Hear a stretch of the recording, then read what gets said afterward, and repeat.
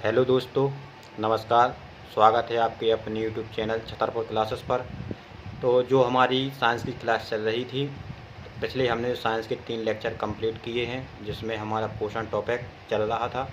और पोषण टॉपिक में हमने जो पोषण कितने दो पार्टों में व्यक्त किया था, एक कार्बनिक पोषण के बारे में और दूसरा अकार्बनिक पोषण के बारे में। तो कार्बनिक पोषण में हमारे कौन कौन से विटामिन, प्रोटीन, कार्बोहाइड्रेट और वसा कार्बनिक पोषण में आते हैं, जिसमें हमने कार्बोहाइड्रेट, प्रोटीन और विटामिन के बारे में पिछले लेक्चरों में कंप्लीट कर लिया है। तो आज का जो हमारा लेक्चर रहेगा वो रहेगा वसा का। तो देखते हैं, आज हम वसा के बारे में पढ़ेंगे। वसा के बारे में, वसा यानी कि फैट के बारे में विस्तृत रूप से चर्चा करेंगे। तो देखते हैं वसा यानी कि फैट। तो वसा क्या होती है? वसा 2 पदार्थों से मिलकर बनी होती है। कौन कौन सी? एक होती है बसीय अम्ल और ग्लिसरॉल। कौन कौन सी? बसीय अम्ल और ग्लिसरॉल से मिलकर हमारी क्या होती है? वसा बनी होती है, जिसमें बसीय अम्ल कितना होता है? 75% और ग्लिसरॉल कितना होता है? 25%। यानी कि 3:1 के अनुपात में इनका बसीय अम्ल और ग्लिसरॉल मिली हुई होती है। बसीय अम्ल, तो फिर बसीय अम्ल क्या होता है? बसीय अम्ल हाइड्रोकार्बन, यानी कि ये केमिस्ट्री में हम पढ़ेंगे इसको, हाइड्रोकार्बन को डिटेल से। यहाँ ही देखते हैं, हाइड्रोकार्बन की क्या होती है? लंबी श्रृंखला होती है, लंबी श्रृंखला होती है। साथ ही साथ यह बॉन्ड COOH समूह से जुड़ा होता है। बॉन्ड COOH समूह यानी कि क्या कहलाता है? बॉन्ड COOH समूह कार्बोक्सिलिक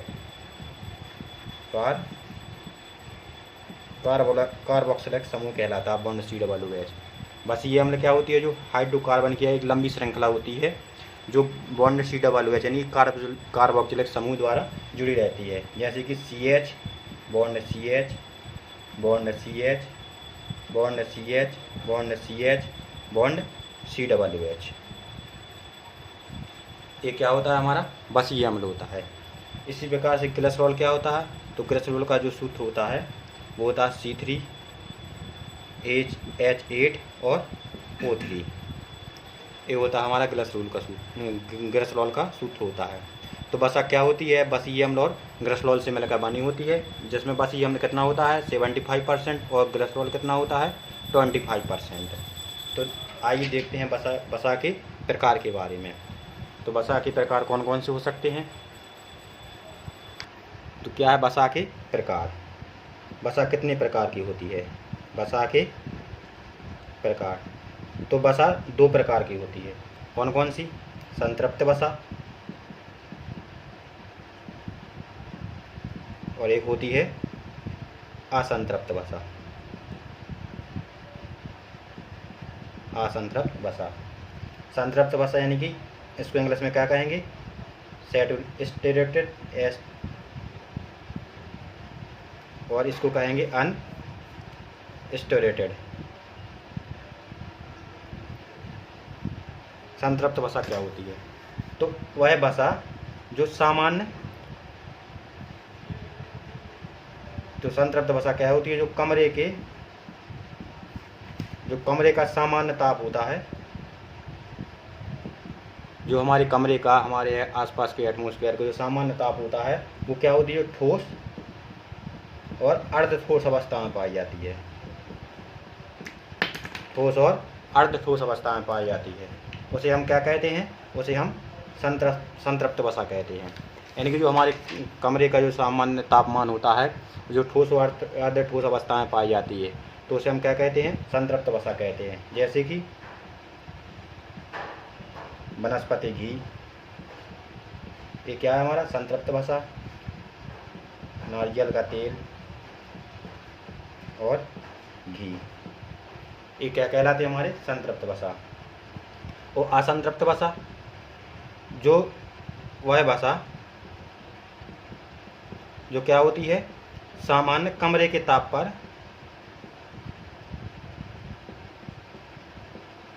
सामान्य कमरे के ताप पर क्या होती है? तरल अवस्था में पाई जाती है। तरल तरल अवस्था में पाई जाती है, यानी कि लिक्विड अवस्था में पाई जाती है। जैसे कि कौन कौन से होते हैं असंतृप्त वसा में? जैसे सब्जियों का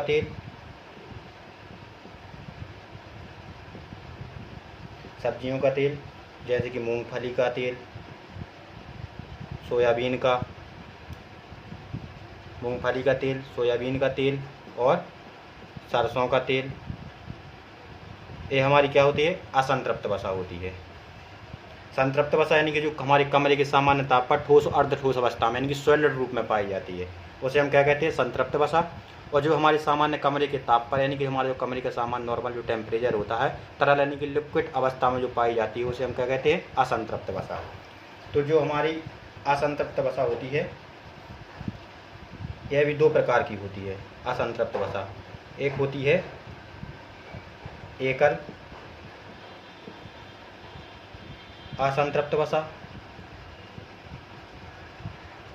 और दूसरी होती है बहु असंतृप्त वसा।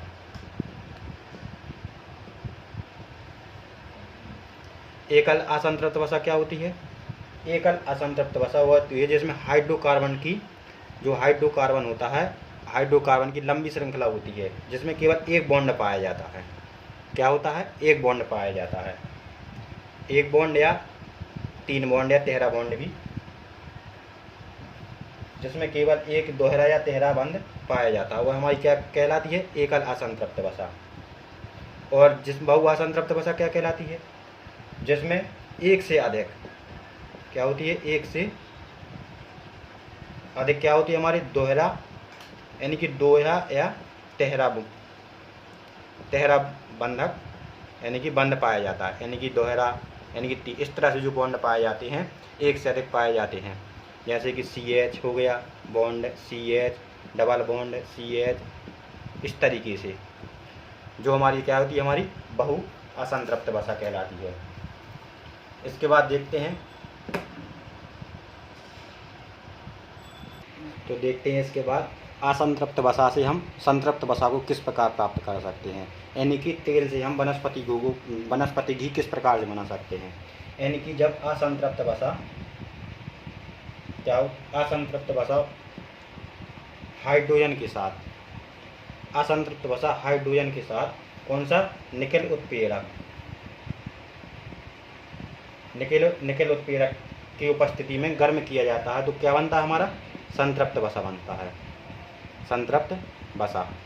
यानी कि जब असंतृप्त वसा को हाइड्रोजन के साथ निकेल उत्प्रेरक की उपस्थिति में गर्म किया जाता है, तो क्या बनता है? हमारा संतृप्त वसा। जैसे कि असंतृप्त वसा क्या होती है? तेल को हम हाइड्रोजन के साथ क्या है? निकेल उत्प्रेरक की उपस्थिति में जब हम गर्म करते हैं, तो क्या है?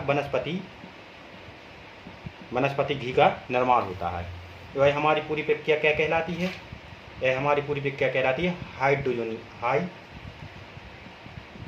हाइड्रोजनीकरण। ये हमारी पूरी प्रक्रिया क्या कहलाती है? हाइड्रोजनीकरण। यानी कि जब असंतृप्त वसा को हाइड्रोजन के साथ निकेल उत्प्रेरक की उपस्थिति में गर्म करते हैं, तो संतृप्त वसा का निर्माण होता है निकेल उत्प्रेरक के साथ। यहाँ से एक क्वेश्चन जो कई बार बन चुका है कॉम्पिटिटिव एग्जाम में कि हाइड्रोजनीकरण की क्रिया में प्रमुख उत्प्रेरक क्या है, यानी कौन सा? निकेल। तो देखते हैं उत्प्रेरक क्या है।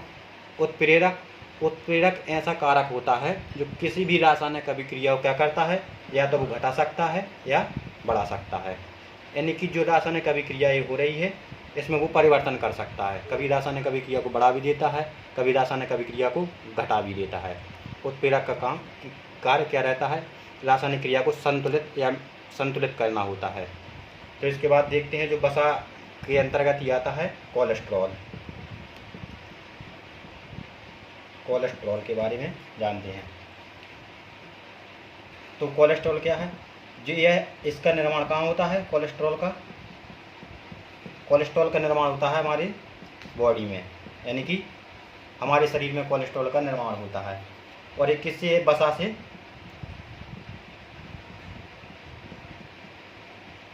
से व्युत्पन्न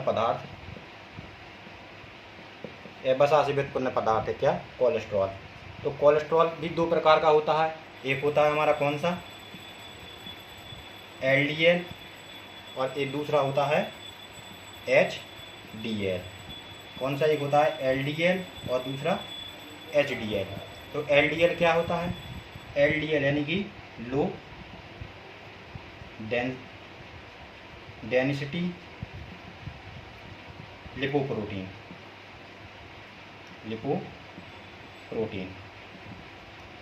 और HDL क्या होता है, HDL होता है हमारा हाई डेंसिटी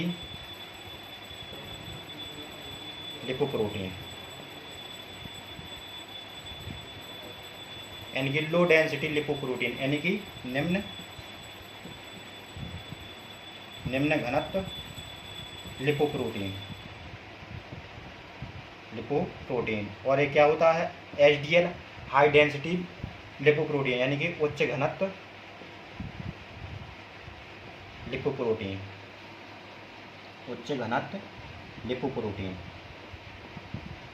तो जो हमारा लो डेंसिटी लिपोप्रोटीन होता है, ये हमारा क्या होता है बैड यानी कि बुरा कोलेस्ट्रॉल होता है, बैड कोलेस्ट्रॉल होता है,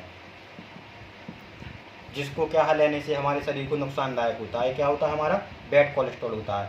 जो HDL यानी कि उच्च घनत्व लिपोप्रोटीन होता है, जो कोलेस्ट्रॉल होता है, ये हमारा अच्छा यानी कि गुड कोलेस्ट्रॉल होता है, गुड कोलेस्ट्रॉल होता है। यानी कि जो LDL कोलेस्ट्रॉल होता है वो डेयरी प्रोडक्ट यानी कि जो दूध से निर्मित होते हैं उनमें क्या होता है फैट ज़्यादा होता है, जो हमारे इस बॉडी के लिए क्या होता है नुकसानदायक होता है, जिसके कारण हम इसे बैड कोलेस्ट्रॉल कहते हैं। और जो HDL होता है ये अच्छा कोलेस्ट्रॉल इसलिए होता है, इसकी प्राप्ति कहाँ से होती है, गुड कोलेस्ट्रॉल की प्राप्ति होती है, जैसे कि रेशेदार भोजन, अंकुरित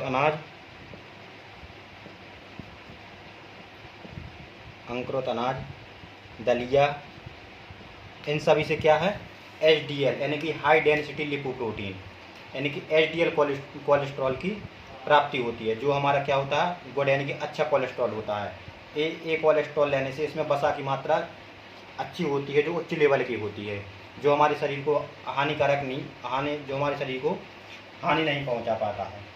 अगर क्या होता है अगर